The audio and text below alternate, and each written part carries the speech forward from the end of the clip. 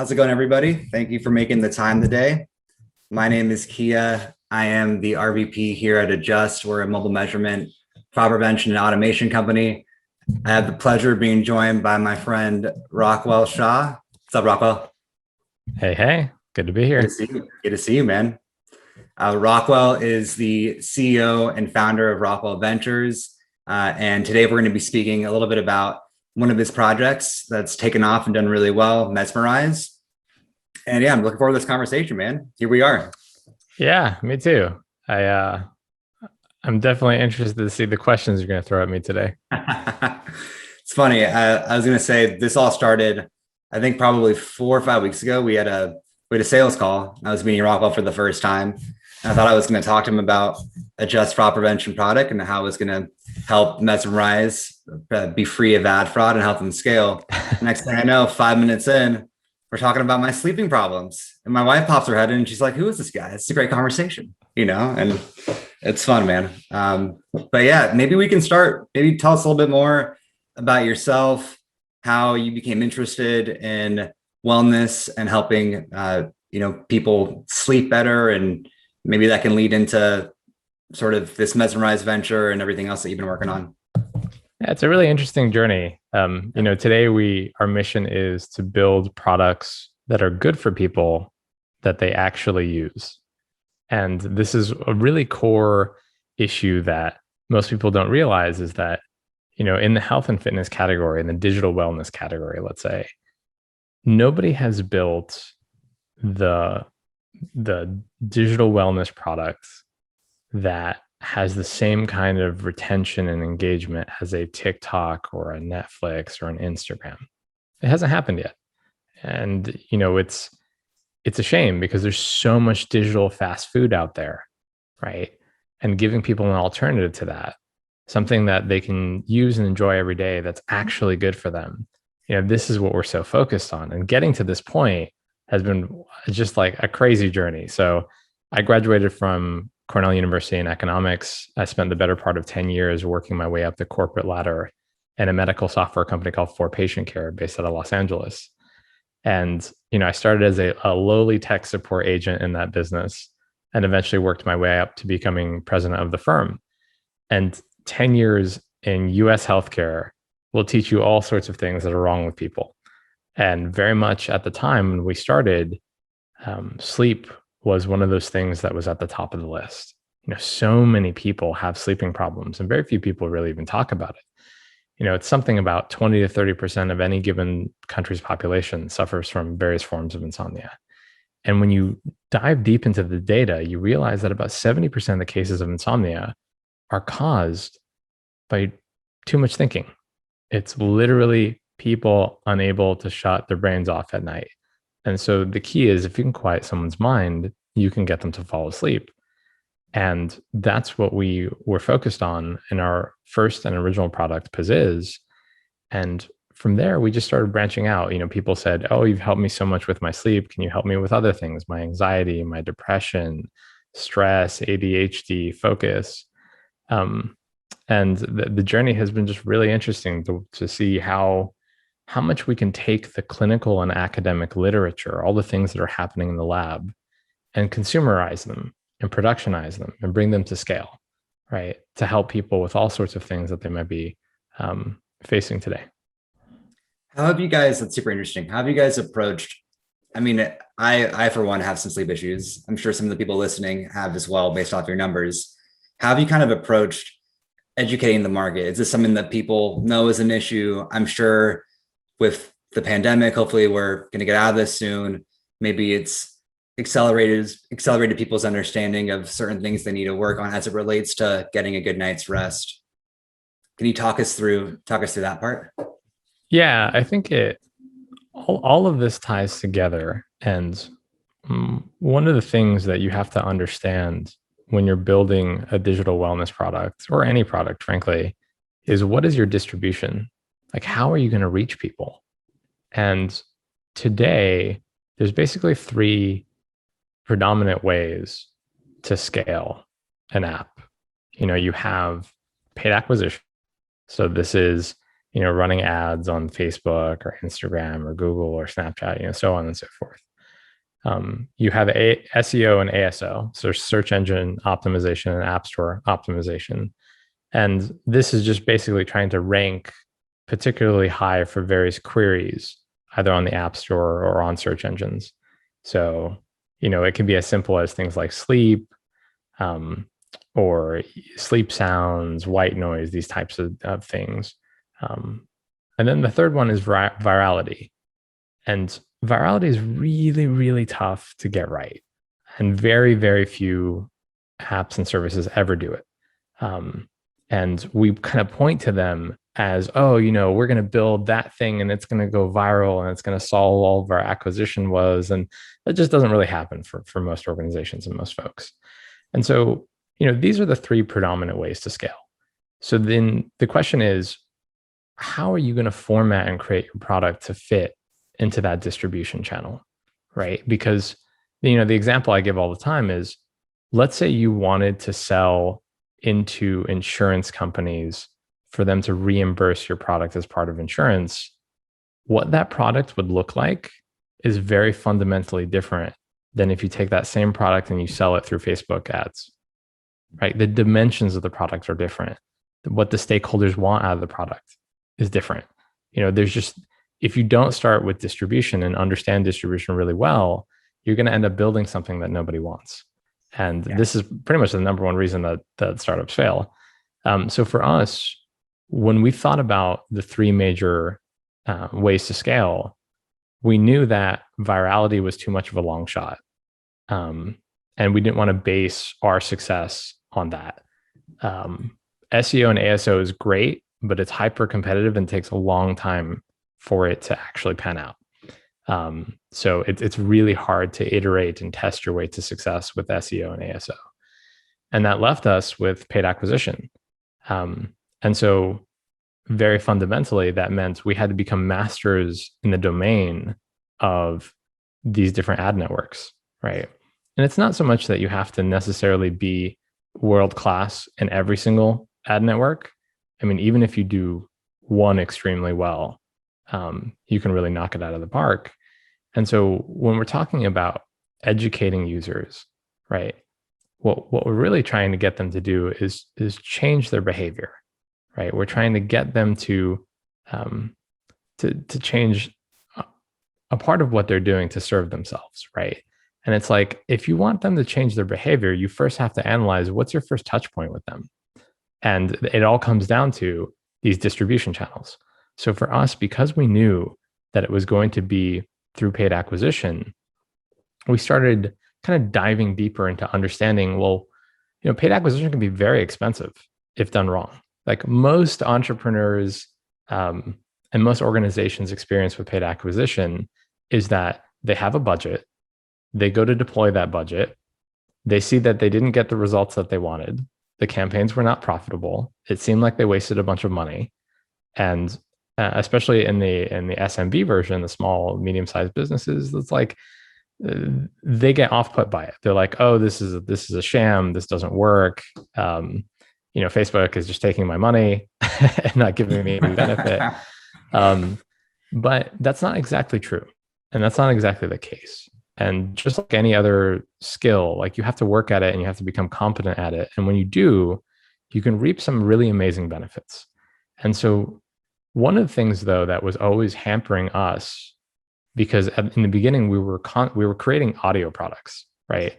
So we had music and stories and meditations and sounds that would help you, relax or sleep or focus or overcome depression. These types of mental health topics. Can I stop you for a second and ask a clarification question? Yeah. Real quick side note: the science behind calming sounds and music to help you clear your mind. Is it as simple as we might think it is? It sounds nice, it's soothing, it's going to slow down my brain, or what goes into that exactly? Yeah, intuitively we all know. Yeah, no, it's a great question. I think intuitively we all know that music has great power over us, right? When we go to the gym, we listen to music to pump ourselves up. We know music can put people to sleep. That's why we sing lullabies to our children. you know, there is though, and there's some kind of intuitive sense that nobody falls asleep to like nobody's going to fall asleep to that for the most part, right? Like we intuitively know that. That's a great beat, man. Hopefully it's recorded. We can go back to that. We can drop a beat. We all intuitively know this, right? So we know that there are things that lend itself more to relaxation and things that don't. And when you try to sum that into a science, you get into the branch of psychology called psychoacoustics, which deals with human sound perception and its physiological effects, right? And so when you think about the different types of techniques that you can use to, let's say in this particular case, help someone sleep, right? The way that we think about it is we break it up into music and narrations, right? So there are techniques that we're employing in the actual music that help your body relax.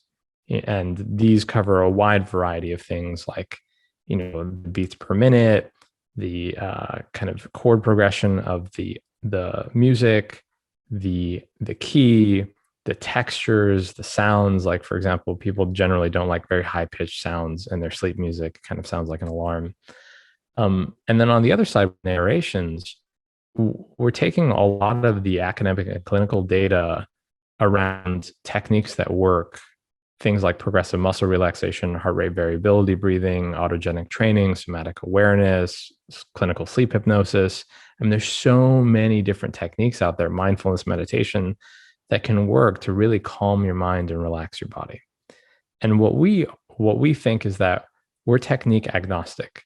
We believe a lot of these techniques are great and they work extremely well. And in fact, the research shows that they work even better in conjunction with one another. So if you're deploying multiple techniques, sometimes even simultaneously, it can work better for people.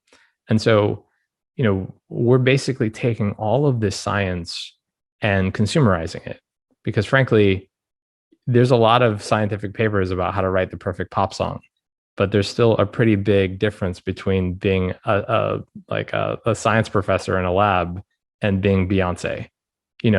Like there really is quite a big jump in creating stuff that people enjoy and that actually works. And so, does that answer your question? Yeah, very well. Thanks. Okay. Yeah. We were talking about something in acquisition. Oh, right. So we're talking about the how do you get around acquisition costs, right? Because acquisition costs, when you go into the paid acquisition world, it can be extremely costly. And the higher the costs are, the worse your unit economics are, and the less chance you're possibly going to turn a profit, right? And so one of the fundamental problems we always had in advertising audio apps was, in most of these networks, they're highly visual. So if you think about Facebook, or you think about Instagram or Snapchat or TikTok, these are predominantly visual mediums, right? People generally don't listen to the audio in ads in these mediums. And so it's really hard, if you're an audio-based app, to generate sizable amounts of profitable traffic from paid acquisition, because your product is it's so displaced from the medium that you're advertising it in. And so one of the things that was a very fundamental question for us was, what would happen if the ad was the product? Like, what would happen if what you saw in the ad was literally the thing that you were buying? What would that even look like? Like, what kind of product would that even be, right? And, we were having these thoughts right around the time that we were getting a lot of feedback from users that said something along the lines of, hey, we really love your audio, but could you just pair it to some psychedelic visualizations? And I have to say, when we first got this feedback, we just started laughing, because if you're trying to sleep, or you're trying to meditate, usually your eyes are closed. So why do you want to be staring at your phone, looking at, these kind of psychedelic visuals? It doesn't make a whole lot of sense. Or at least it didn't until we started talking to users. And this is one of the things that really was critically important, is doing the user interviews and understanding the use case. Like, it would have been so easy for us to brush it off and say, well, these people are crazy. They don't know what they're talking about. We know best. We read the research. There's no research around psychedelic visuals and relaxation.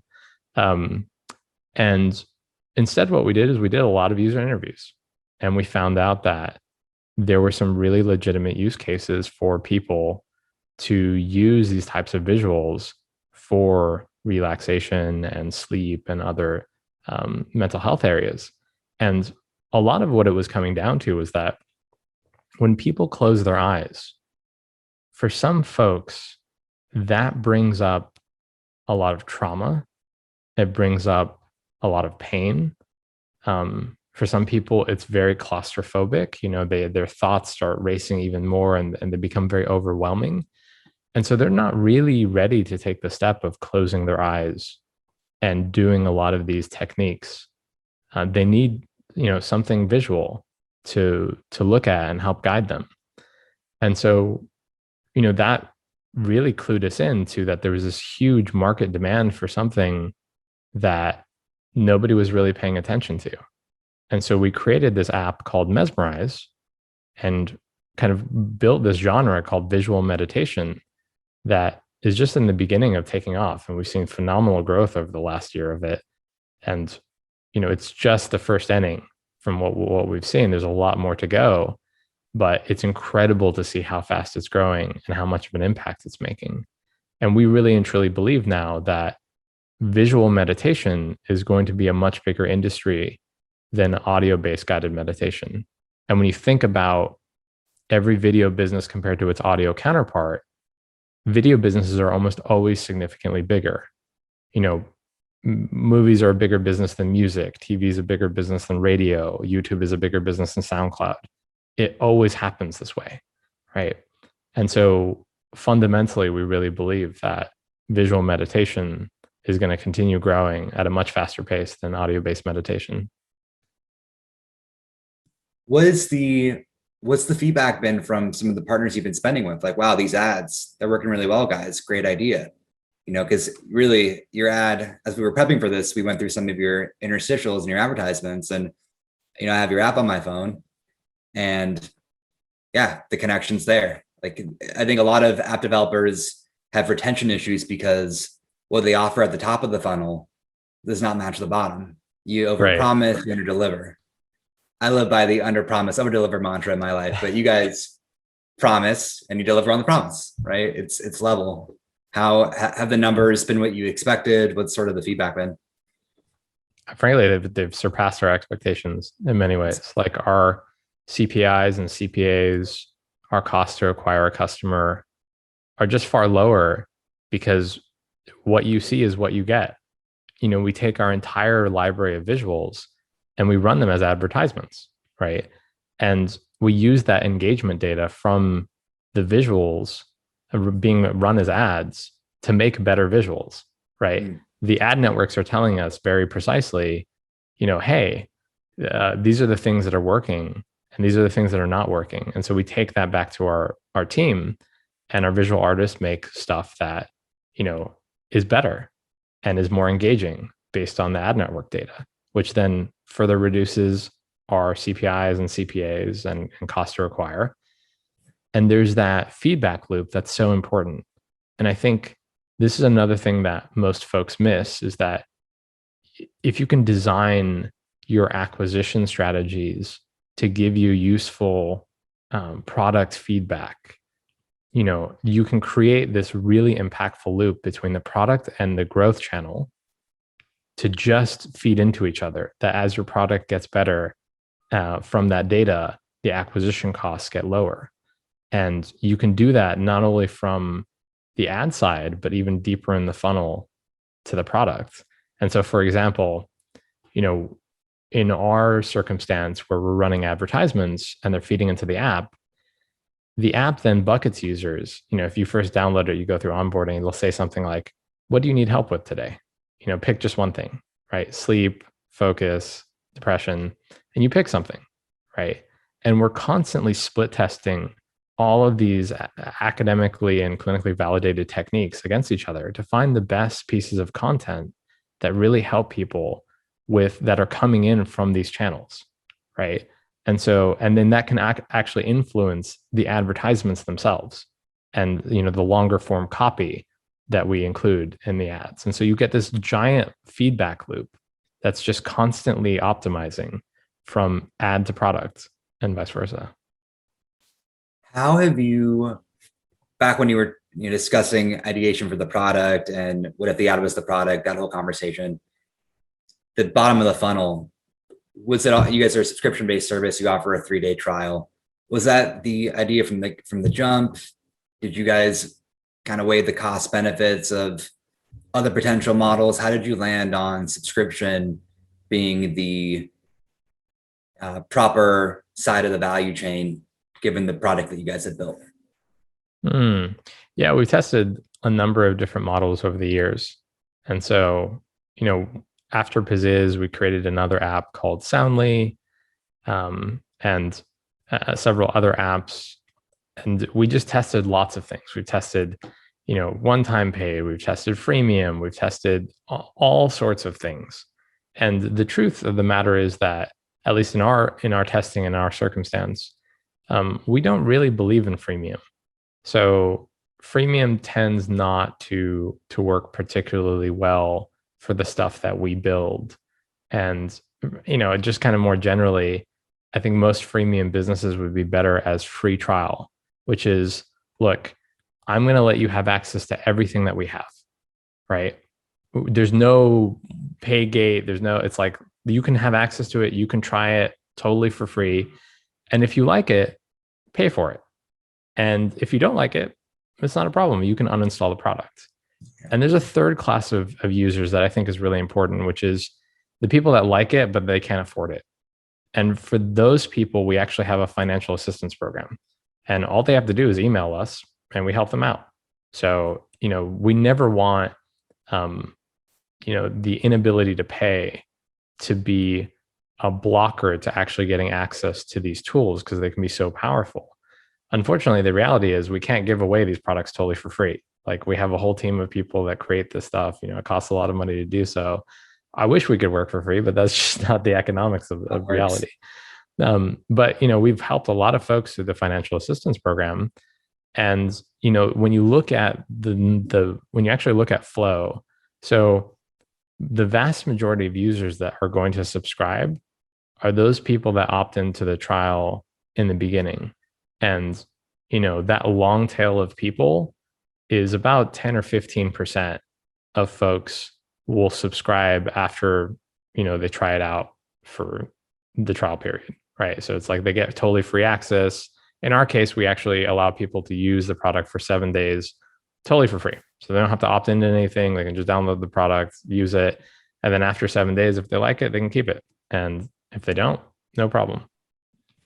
Yeah, that makes total sense. I was going to ask, when it comes to the subscription funnel itself, how do you guys handle, are you tracking many things? So if a customer drops off in the cycle, how does re-engagement come into play there? And I guess just how have you gone about building a clear picture of everything that happens after the install?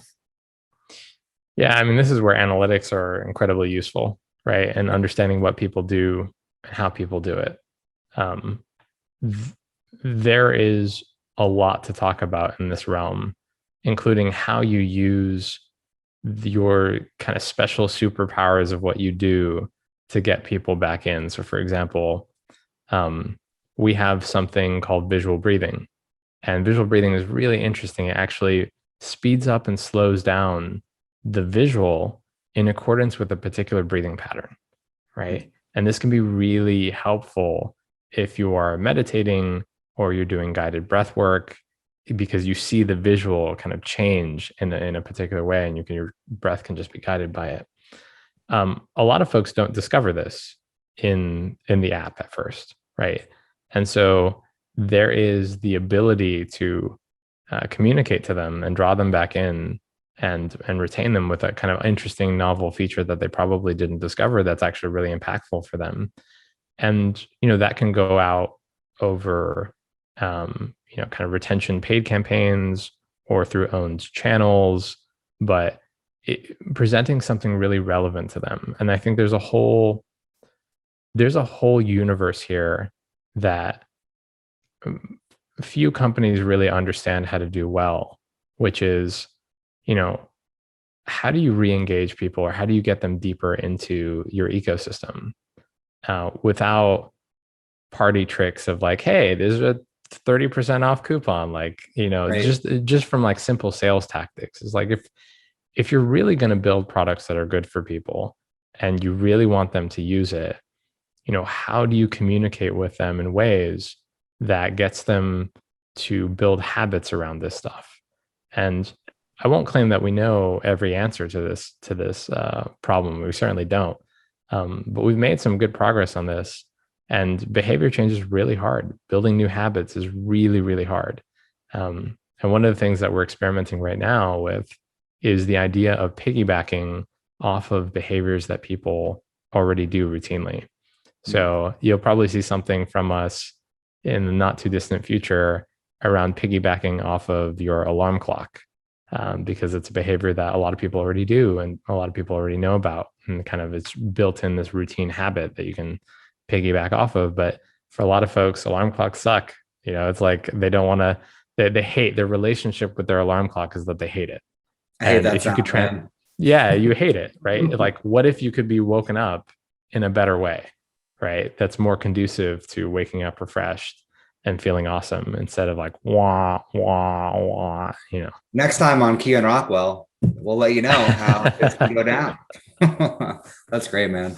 What is there, like, pivoting a little bit with No, hold on. visual? I want to turn the tables like IKEA. You want to turn the tables on me? Okay. Yeah. So Okay. iOS 14.5. iOS Here we 14.5 go. has been released. IDFA has been dropped. The nuclear bomb of the app advertising world has happened. Still standing. And you're still standing. You're still here. Still here. So what? I didn't think. Yeah. How has your week been so far? Has it been crazy from customers? Have they been emailing you, telling me like, why don't my campaigns work? What is going on? I didn't think I don't know if I didn't know if I'd make it today. I didn't know how this week was going to go a couple of weeks ago when we were prepping for this, but no, man, it's gone pretty well, actually, believe it or not too many fires. I think it's because of this has been a long time coming. So Apple announced this last July at WWDC. For the measurement companies out there, I think if you've tracked Apple, you knew that this was something that privacy has always been very important to them, whether it was with the UDID back in 2012 to the IDFA to limit ad tracking. So you can kind of see things moving in this direction. And why there haven't been too many fires is we've been preparing, and so have our customers, and so is the industry at large. I think at first when this happened, it was annoying, man. They dropped the news. I think it was the last week of Q2. Sales guy here. I was like, oh man, right, we got some deals that are working. You're gonna throw the sprinkle in there. Couldn't you waited a week? But I think at first there was a lot of messaging around measurement is dead, attribution is dead. It's going to be, marketing spend's going to plummet. And slowly but surely we started to do some research and figure out, oh, this thing is going to be okay. We just have to pivot how we do things, and marketers are going to pivot how they think about running campaigns as well. So you talked about your three, we're just talking about iOS here, but we talked about your three ways to scale. So you have Virality, SEO, ASO, and then paid acquisition. Paid acquisition is really the area that was most impacted by this change, in that the IDFA was driving deterministic attribution. Previously, it was opt out. Now it's opt in. So you as a developer have to ask for consent to track a customer. And if you're going to be using their device level data to do paid attribution, you have to ask for it. And what we've been focused on with our customers is, okay, great. Let's figure out, we're all about privacy too. We're a Berlin-based company. How do we help our customers get the highest consent rates possible? How do we help them have more transparent communication with Apple so that their customers understand why the data is needed and how that creates a better experience for them, whether it's serving personalized advertisements or some other value add there. And, it's all about making sure that's communicated in a concise way there are these things called pre-permission prompts. So those are basically interstitials that you as a developer would be in control of, where you ask for consent using your own branding. Again, you have full creative control. And then at that point, you can service the Apple App Tracking Transparency dialog box where consent is then actually asked for. So that's been a focus area. And then Apple also introduced, you guys all know on the line, I'm sure, SKI Network 2.0, which is their aggregate attribution system that will still allow marketers to understand performance, not at a super granular level quite yet, right? You can't go user level unless you get consent, but providers like Adjust support SKI Network and can still help you understand, where did installs come from? Where did post-install events come from? And, ultimately, where is your ROI going to be strongest? So a bit of a different data set. You'll still be able to understand where is performance strong. Yeah, we found that, it's still early days, right? Yeah. It's still the week of, but it appears that Adjust probabilistic matching might be really good. So I'm crossing my fingers that those results hold and it still works. But yeah, totally, man. I think it's what we're focused on. Everyone has their own kind of take an approach, but we are a little soft Adjust plug here. Might as well do it.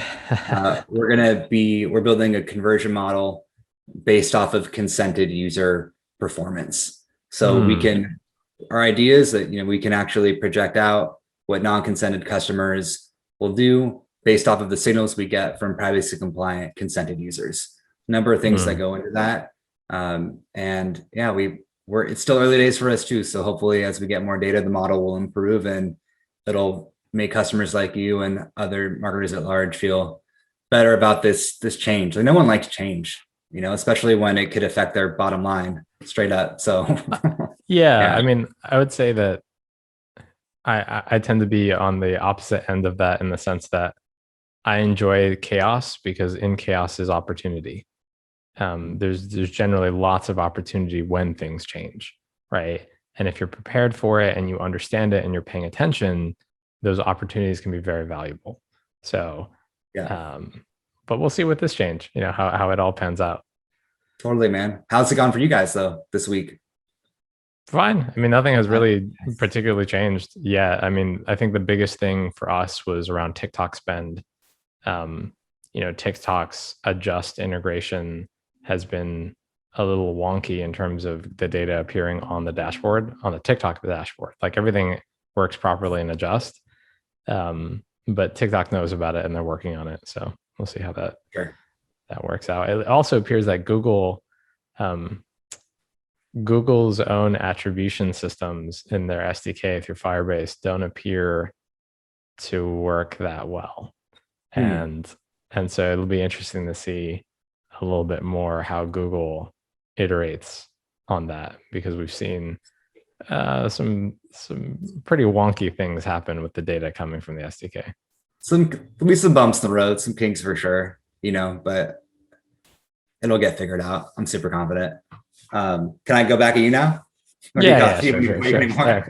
Sorry, I put you on the spot. No, it's cool. This is a conversation. It's got to be double-sided. Yeah, for sure. I was going to ask if you talk about visual meditation and how, visual meditation, and how at first you guys laughed but you did your research and you found that there were some actual benefits here.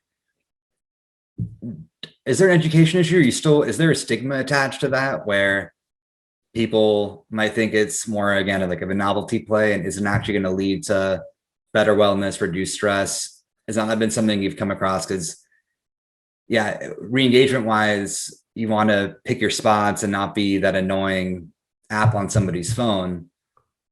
But you guys have a unique opportunity to be a content provider and to, like we're doing in this conversation, help people learn about wellness beyond the app itself. So I'm just curious about that little piece.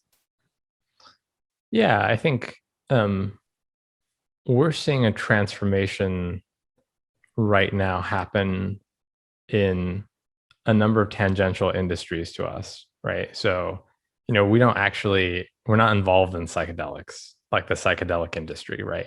Although I think a lot of folks would look at what we're doing and get some kind of, psychedelic emotions out of it. And, some people have even described using the app as, being on psychedelics without the drugs, right? And so there's definitely associations there that for some people it can make them uncomfortable. But we're already seeing, MDMA phase 3 trials, right, helping people with PTSD. And that work that's being done by the nonprofit MAPS is incredible. And they're just showing how you can do years of therapy in one psychedelic session with licensed therapists. And it's just amazing. The results they're getting are incredible. There's some good research that showed they were able to help people stop smoking in one session with a dose of psychedelics and therapy. And that is incredible. I mean, that's mind-boggling, right? For us, as I think the psychedelic industry gets a little bit more mainstream and more accepted, I think there will be less perception issues for something like Mesmerize. But in general, we actually don't run into that many folks that see it and think, oh God, they get the willies or whatever, because it might feel or look or be somewhat associated to the psychedelic industry. Less so that, more so this is like a little party trick. This can actually help me reduce stress. I think the proof is in the pudding, though. So it's like, give it a shot. Yeah. It could, because the effects happen so quickly. You just get drawn to it, right? So it starts with the visual, and the visual is almost like a homing beacon, right? Because you run across it and it's this crazy pattern interrupt into your news feed or your TikTok or whatever. You're going through the feed and you're like, oh my God, what is this? Right.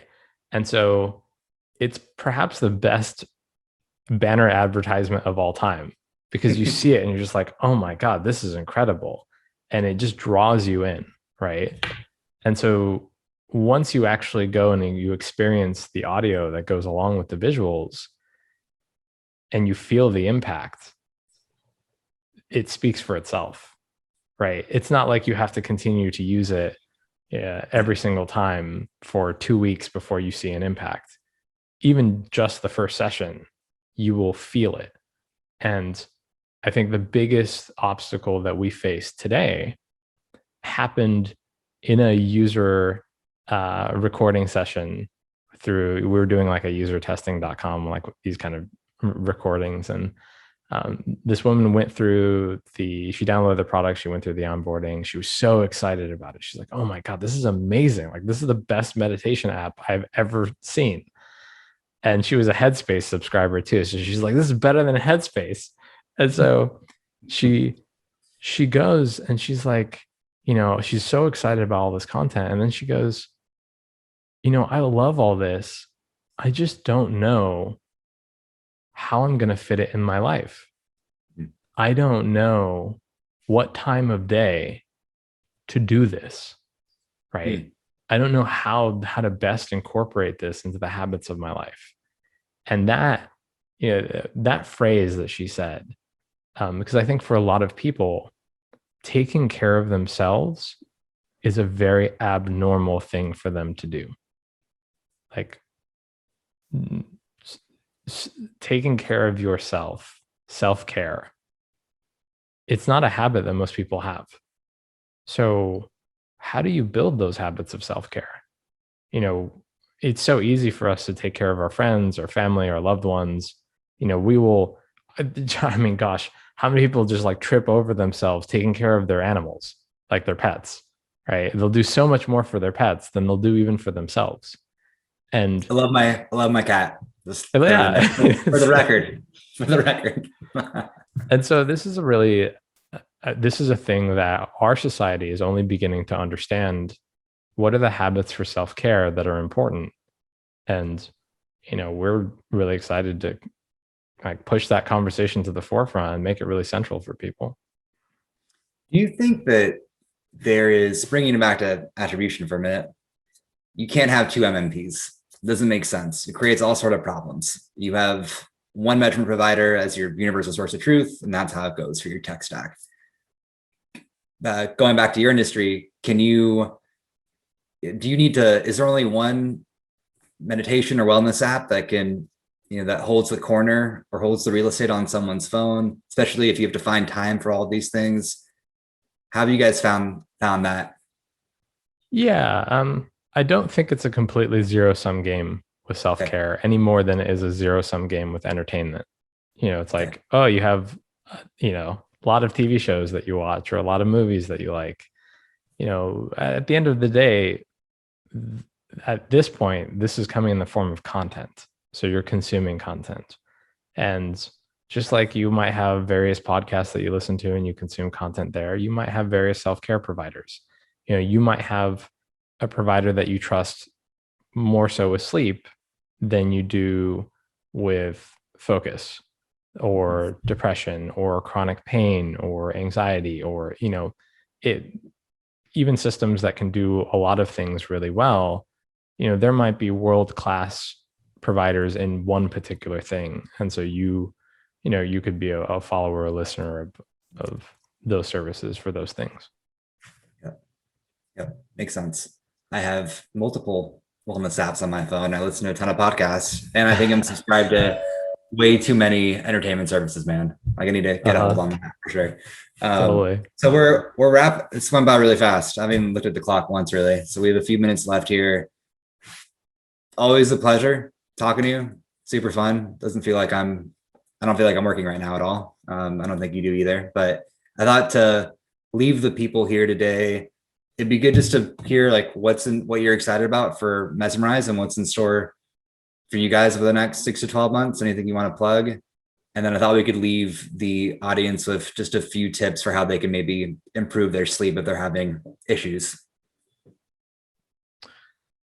So we're excited about all sorts of things. I think one of the big things that we want to do is create a physical manifestation of Mesmerize.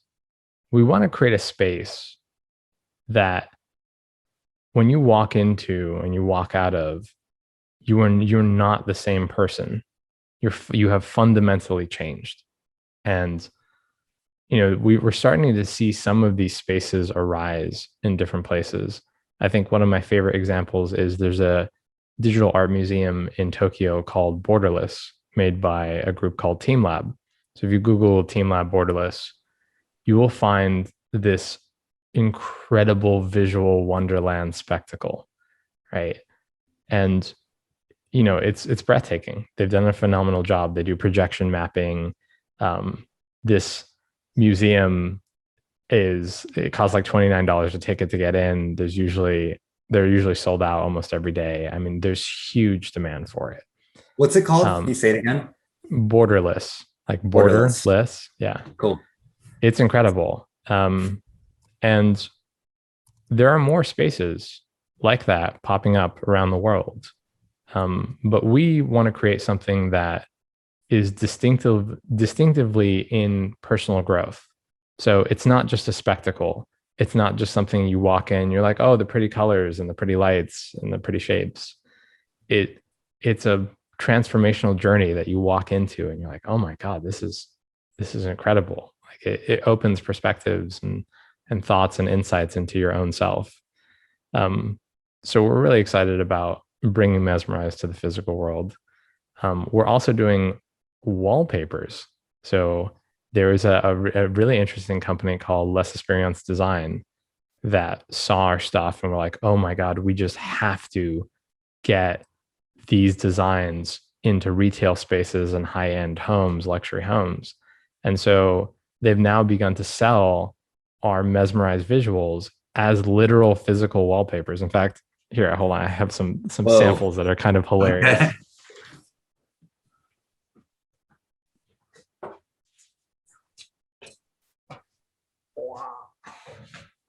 Whoa. So this is like one cardboard cutout sample of a wallpaper. Cool. Yeah, and then we have this one is actually installed in live in a place. Yeah. So just imagine this like 20 Everywhere. feet tall. Yeah, And yeah. you know, maybe just be crazy, right? Like maybe on a ceiling would be kind of cool too. Yeah. And this Yeah. one is live too. So this one is Whoa. yeah, there's some Los Angeles designer who is pretty well known. And she's designing she's designing a dispensary right now, and she wants to put one of these as the ceiling of the dispensary. There you, there you go, man. Multiple revenue Oh streams, god. subscriptions Yeah. on the app, wallpapers. That's great. And then sleep advice. Ah, Maybe I could take this. We okay. could go back and forth. Let's see what I've learned. So I would say number one, do not eat dinner after 7 p.m. or 8 p.m. Nice. Because if you're eating food, your body's super activated, it's working to digest, and it's not going to be relaxed. It won't be in a place where it's ready to go to sleep. Number two, I don't know, man. I work a lot, but don't work so late. Don't have too much screen time. Do not get a TV in your bedroom. Do not do that. It's the absolute worst thing you can do for your relationship. Don't do it. It's also going to be bad for your sleep. Those are the two things I take away. What else you got? So we have a blog on our website, like 15 tips for great sleep. So there's all sorts of things that you can do, like piggybacking off of your food comment of not eating too late. That also goes to drinking alcohol. Like, don't drink alcohol too late. It messes with your sleep. It's not great for you. It'll help you get to sleep faster, but the quality of your sleep will depreciate significantly. I would say generally speaking, if you're having trouble sleeping, that means your nervous system is too hyped, right? And you need to calm your nervous system down. Obviously, you could download a product like Mesmerize or Pizziz or any of the stuff that we do. But a quick thing that you could do is a breathing exercise. So there's something called resonant frequency breathing. And this is, generally speaking, the pace of breathing that you do that maximizes your heart rate variability and really calms down your nervous system. And it's super simple. All you have to do is breathe in for 5 seconds and breathe out for 5 seconds over and over again. And what you'll find after about 5, 10, 15 minutes of doing this straight is your nervous system will completely calm down. If you are in fight or flight, you will be in rest and digest and chilling out, which can be really, really useful. And it's something not only for sleep, but just in general relaxation. Like if you find yourself nervous before a big presentation, or you find yourself you have anxiety, just try it. And it takes I would give it a good 10 minutes of doing it. But even in the first couple of minutes, you should feel a difference. Nice. Usually my go-to before big meetings is listening to like Eye of the Tiger on full blast, just run like the Rocky move. So I should mix it up. Totally. Really good tips when it comes from wellness to acquisition to growth to down funnel. Super fun conversation. Thanks so much. Really appreciate it, Rockwell. Thank you to Mo Engage as well for putting on a great conference. Brad, back to you, man.